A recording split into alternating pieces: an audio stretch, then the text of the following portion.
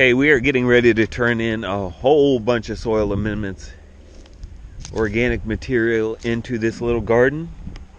I brought up about 6 yards of fresh manure the other day. I put the straw that we shredded here. There's quite a bit already, but I'm going to add all of that as well. I don't know what the limits are of that broad fork in terms of turning under organic material, but let's find out.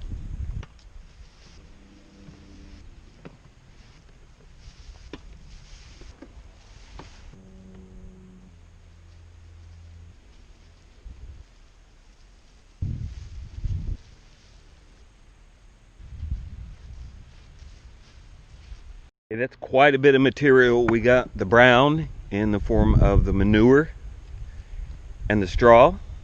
The straw is just a dusting, but it's air. Then we've got the green here, as you can see, in the grass clippings and the fresh leaves. So the idea is to turn all of this under.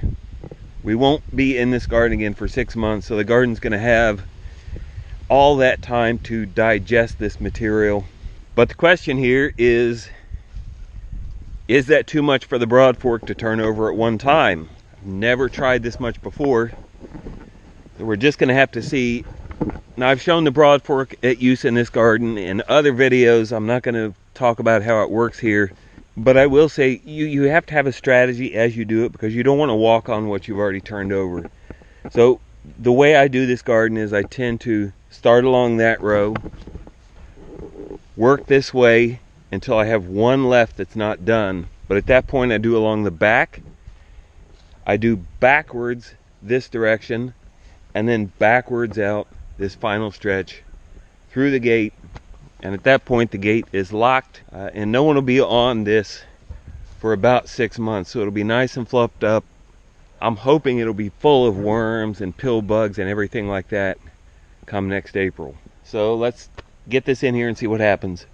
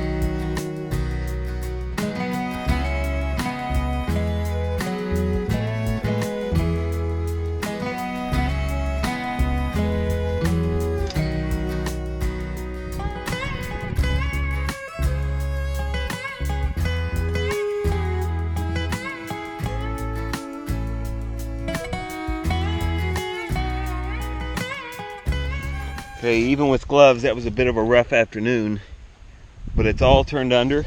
And in case you're wondering, do broad forks really work? Are they worth the investment? Because that's not cheap. That's, you know, if I remember right, close to $200. Look how fluffy this soil is.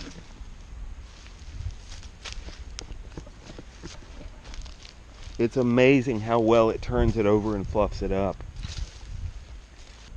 Conservatively here we had 3 inches of organic material. I had 2 inches of fresh manure and about 1 inch of that straw, and grass, leaf, clippings, mix, whatever that was.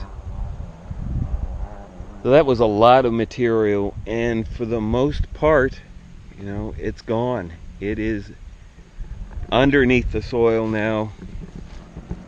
And yes, broadforks are expensive. They're hard manual labor, but man, I don't know anything else that will turn it under this nice and this fluffy. Certainly our 3-point tiller doesn't do this good of a job. So I hope you enjoyed this video. I think I'm going to go over these cloddy places one more time, break those up a little bit, go over where I walked through. But that was a good afternoon.